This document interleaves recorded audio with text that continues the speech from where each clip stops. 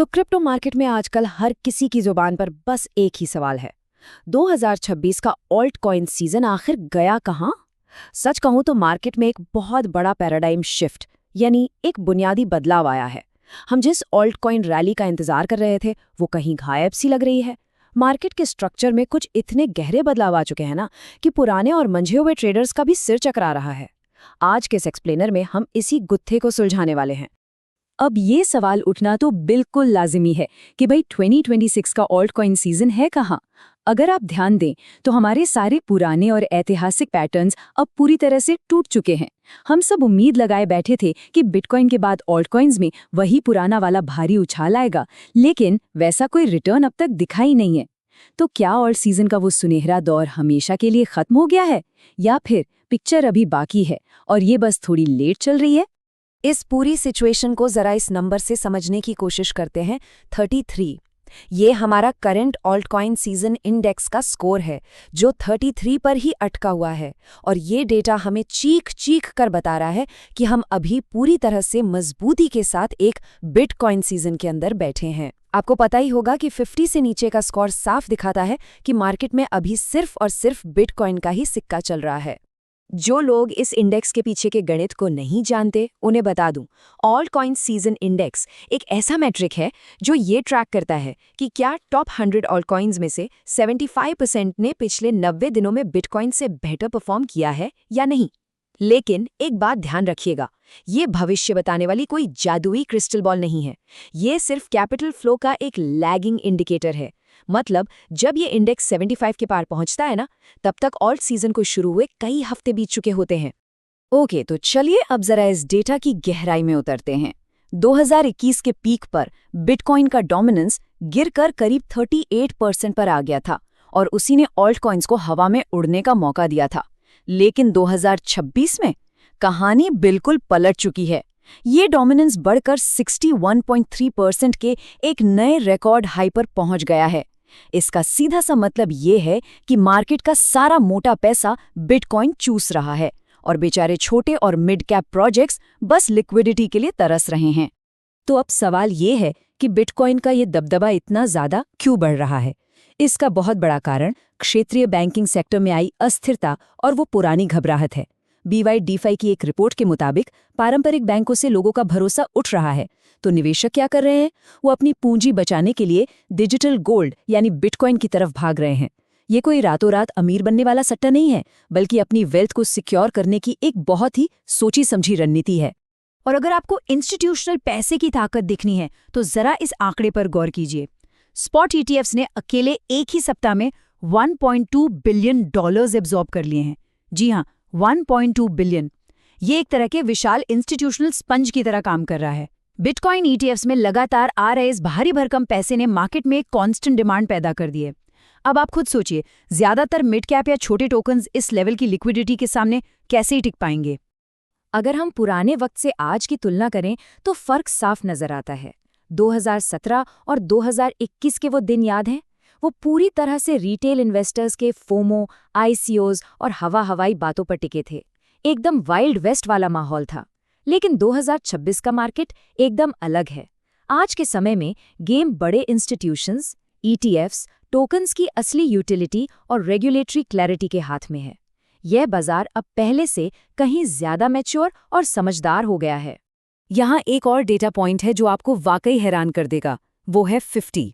आज के दिन सिर्फ 50 ऑल्ट कॉइन्स ऐसे बचे हैं जिनका मार्केट कैप $1 बिलियन के ऊपर टिका हुआ है। अगर आपको याद हो, 2021 के पीक के दौरान ऐसे करीब 105 ऑल्ट कॉइन्स थे। ये साफ दिखाता है कि पैसा अब हर जगह ऐसे ही आंख बंद करके नहीं बरस रहा है।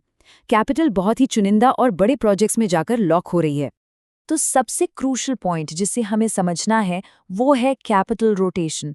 ये वो तरीका है जिससे मार्केट में पैसा एक जगह से दूसरी जगह फ्लो करता है। ट्रेडिशनली बड़ा पैसा पहले बिटकॉइन में जाता है, फिर जब वहां मुनाफा बन जाता है तो वो इथीरियम में आता है, और उसके बाद धीरे धीरे रिस्क लेते हुए पैसा मिड कैप और आखिर में छोटे टोकन्स तक पहुंचता है। क्रिप्टो इकोसिस्टम की लाइफलाइन बिल्कुल ऐसे ही काम करती है। और यहीं से असली गेम शुरू होता है। फिलहाल बिटकॉइन $80,000 के आसपास एकदम साइडवेज चल रहा है, जिसे हम इंस्टीट्यूशनल कॉस्ट बेसिस भी कह सकते हैं। अब इतिहास गवाह है कि जब भी बिटकॉइन किसी बड़े लेवल पर जाकर इस तरह से ठहरता है तो वो एक बहुत बड़ा सिग्नल होता है। इसका मतलब है कि बड़ा पैसा अब बेहतर रिटर्न्स के लिए ऑल्ट कॉइन्स की तरफ शिफ्ट होने की तैयारी कर रहा है। ये एक तरह से एक बहुत बड़े रोटेशन का लॉन्च पैड बन जाता है। एक और चीज जो इस रोटेशन की थ्योरी को बहुत स्ट्रांग बनाती है वो है $307 बिलियन की ये विशाल स्टेबल कॉइन सप्लाई। देखिए, स्टेबल कॉइन्स असल में क्रिप्टो की दुनिया के ऑन चेन डॉलर्स होते हैं। मतलब ये $307 बिलियन की भारी भरकम रकम मार्केट से बाहर नहीं गई है, ये बस किनारे पर बैठकर सही मौके का इंतजार कर रही है। जैसे ही मार्केट का मोड थोड़ा भी बदलेगा, ये पूरा पैसा ऑल्ट कॉइन्स में डिप्लॉय होने के लिए एकदम तैयार खड़ा है। तो इन सब बातों का मतलब क्या निकलता है? मतलब साफ है। स्वागत है आपका सिलेक्टिव ऑल सीजन में। वो पुराना दौर अब जा चुका है जहां किसी भी रैंडम कॉइन में पैसा डालो और वो रातों रात चांद पर पहुंच जाए। वो एवरीथिंग रैली अब खत्म हो चुकी है। 2026 के इस नए एरा में स्मार्ट मनी सिर्फ उन्हीं टोकन्स की तरफ जा रही है जिनकी रियल वर्ल्ड में कोई असली यूटिलिटी है और जिनके पीछे मजबूत इंस्टीट्यूशनल सपोर्ट खड़ा है। तो चलिए देखते हैं कि 2026 में प्रोफेशनल पैसा आखिर किन सेक्टर्स पर दांव लगा रहा है। अगर हम टॉप नैरेटिव्स की बात करें तो इनमें इथीरियम और उसका लेयर 2 स्केलिंग इकोसिस्टम सबसे ऊपर है। फिर आती है सोलाना की जबरदस्त स्पीड, इसके अलावा आर्टिफिशियल इंटेलिजेंस यानी AI compute, decentralised physical infrastructure जिसे हम डीप इन कहते हैं, और रियल वर्ल्ड एसेट्स या आरडब्ल्यूए। ये वो सेक्टर्स हैं जो अपने क्लियर वैल्यू प्रोपोजिशन की वजह से लगातार कैपिटल अट्रैक्ट कर रहे हैं। जैसे अगर हम इथीरियम की ही बात करें तो ये आज भी बड़े इंस्टीट्यूशंस के लिए ऑल्ट कॉइन्स की दुनिया का सबसे बड़ा गेटवे है। और हाल ही में जो इसका ग्लैमस्टरडम अपग्रेड आया है ना, उसने तो गेम ही बदल दिया है।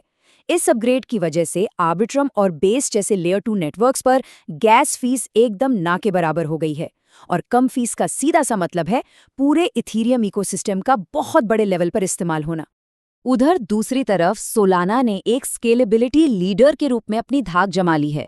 इसकी बेजोड़ स्पीड और हाई थ्रूपुट की वजह से ये 2026 के ज्यादातर डीप इन प्रोजेक्ट्स के लिए पहली पसंद बन गया है। जब भी मार्केट में कैपिटल रोटेट होती है तो सोलाना का ये मजबूत इकोसिस्टम इसे इस सिलेक्टिव ऑल्ट सीजन का एक बहुत तगड़ा दावेदार बना देता है। और हाँ, 2026 के सबसे बड़े सुपर नैरेटिव यानी एआई को तो हम बिल्कुल इग्नोर नहीं कर सकते। बिटेंसा यानी TAO जैसे टोकन्स आज की इस नई इकोनॉमी के लिए एक तरह से कंप्यूटेशनल तेल का काम कर रहे हैं। आप खुद देखिए, पूरे मार्केट में भले ही ठहराव हो, लेकिन AI फोकस टोकन्स जमकर वेंचर कैपिटल फंडिंग उठा रहे हैं। ये इस बात का सॉलिड प्रूफ है कि बड़े इन्वेस्टर्स को इस सेक्टर के फ्यूचर पर कितना ज्यादा भरोसा है। एक और फैक्टर जो इस बार बहुत बड़ा रोल प्ले कर रहा है वो है रेगुलेटरी क्लैरिटी। XRP जैसे टोकन्स इसका बहुत अच्छा उदाहरण है। अब चूंकि इनकी लीगल स्थिति साफ हो रही है और ETF अप्रूवल्स को लेकर मोमेंटम बन रहा है, तो ये पारंपरिक वेल्थ मैनेजर्स के लिए बहुत सेफ इन्वेस्टमेंट बनते जा रहे हैं। सीधी सी बात है, जिन टोकन्स के पास साफ नियम और इंस्टीट्यूशनल सपोर्ट है वही इस साइकिल में रेस जीतेंगे।